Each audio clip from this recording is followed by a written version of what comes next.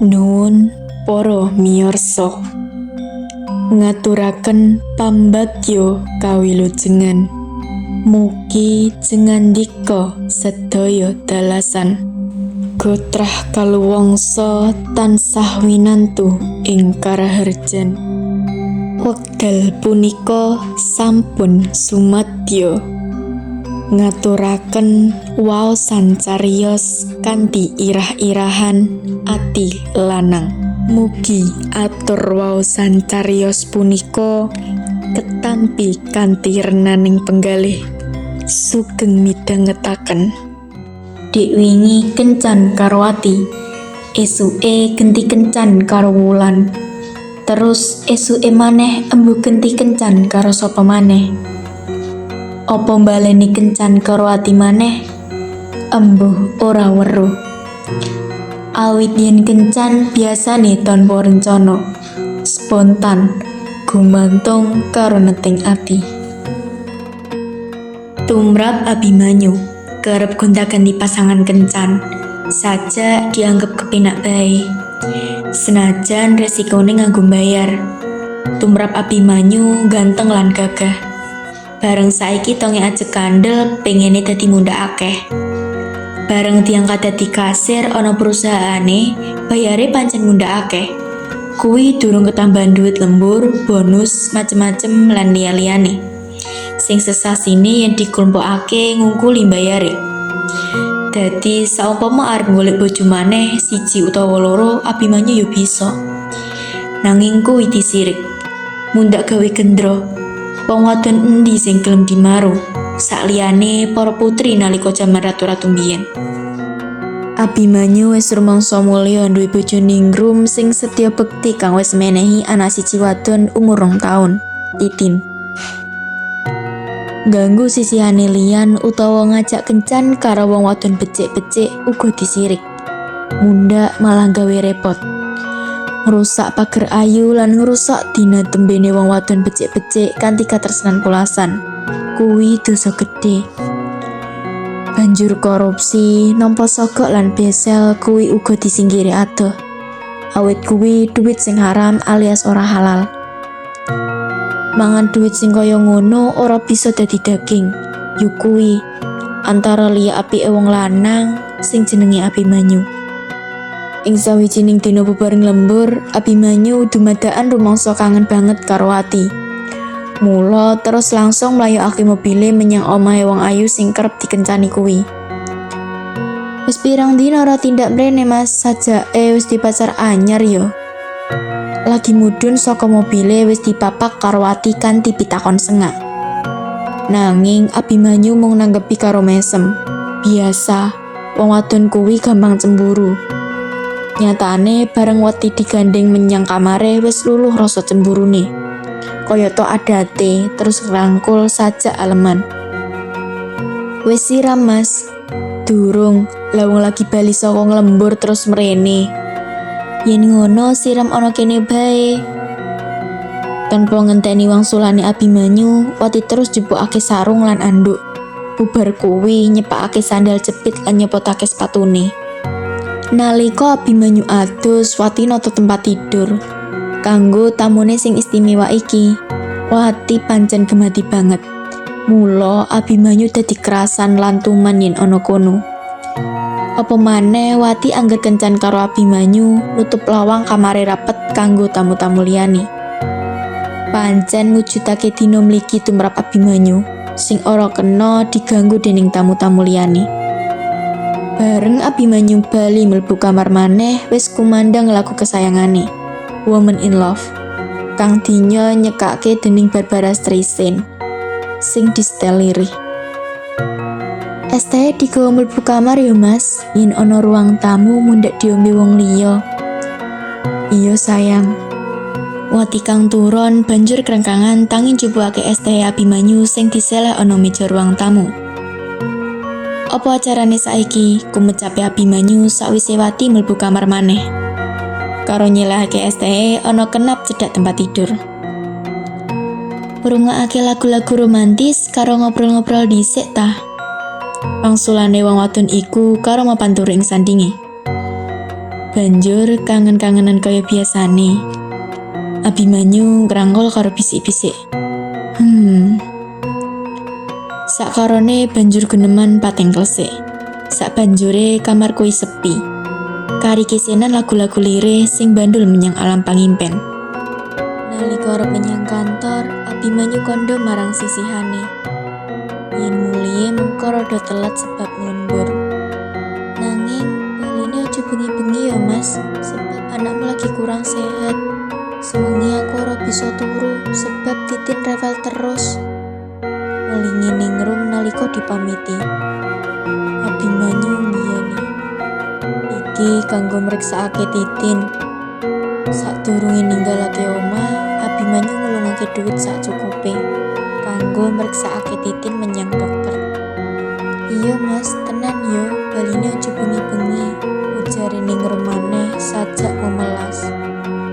Nalika mobil wis ninggalake plataran, Abimanyu dumadakan kelingan. Yen mengko sore kencan karo Wulan. Kamangka Wulan ngajak nginep ana tawang mau. Dadi longko yen dheweke arep njugarake kencane karo wong ayu kuwi. Awet wis kadung janji ndek wingi. Karo maneh ra wis sesasian ora kencan karo Wulan. Terus sapa sing dikalahake? Wulan opo anak bojone? Mula ana kantor, atine Abimanyu ora jenjem. Mas Abimanyu, tenan lho. Sakwise kondur saka kantor, terus langsung ngampiri aku. Ora perlu dadak kondur dhisik. Mundak nyuwen-nyuweni laku. Mengkono welingi Wulan wanti-wanti ndek wingi.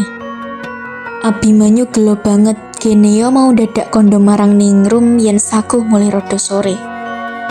Nanging Abimanyu ya ora bisa nyalahke sisihane.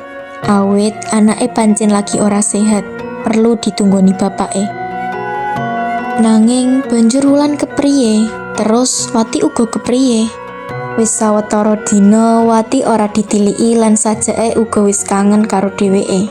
Wong wadon sing gematine ora jamak kuwi yen ditinggal kencan karo wong wadon liya apa ora mesakake.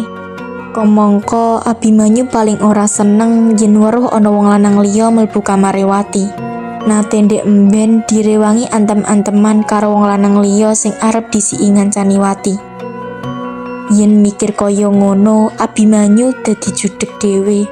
Senajan sak temene Abimanyu uga ngerti yen wong wadon ayu kaya Wati lan Wulan kuwi duweke wong akeh.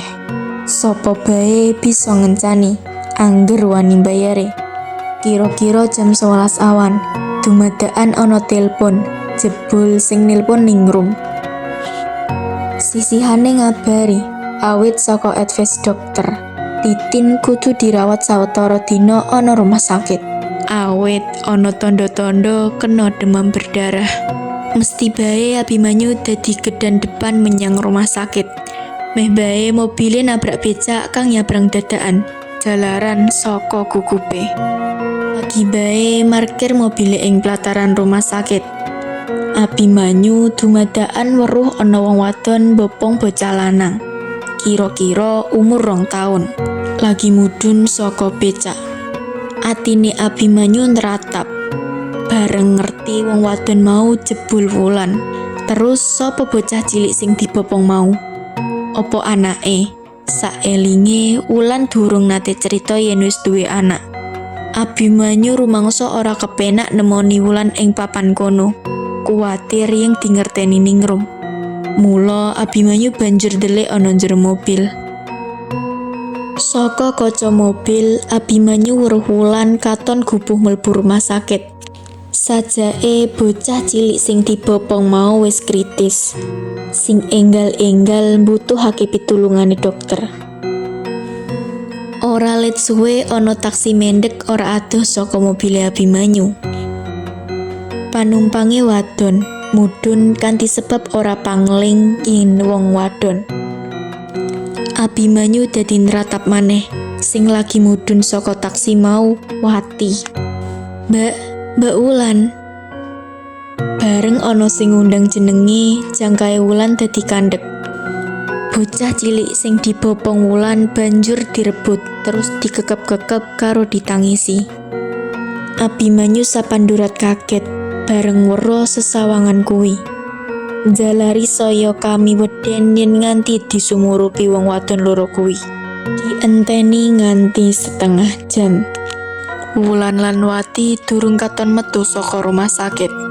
Ateges bocah cilik sing kanggo rebutan mau kudu diopnam. Bareng dirasa wis dianggep aman, Abimanyu lagi wani metu saka mobile. Dheweke wis ora betah ana njero mobil sing dipanggang panase srengenge. Apa meneh Abimanyu selak ngerti kahanane Ningrum lan anake. Nanging lagi bae jumangkah mlebu, lah kok mak gabrus ketemu Wulan. "Oh, Mas Abimanyu, lah kok panjenengan ana kene? Sopo sing gerah?" Abimanyu gragapan kaget, nganti ora bisa wangsulan. Wulan banjur nggeret tangane Abimanyu, dijak menyang papan sing rada ngiwa, terus celatune bisik-bisik. "Sorry Mas, kencane mengko sore dibatalke dhisik. Awet anake Wati, adikku loro demam berdarah. Dawuhe dokter kudu diopnam. Aku perlu ngancani, nunggu."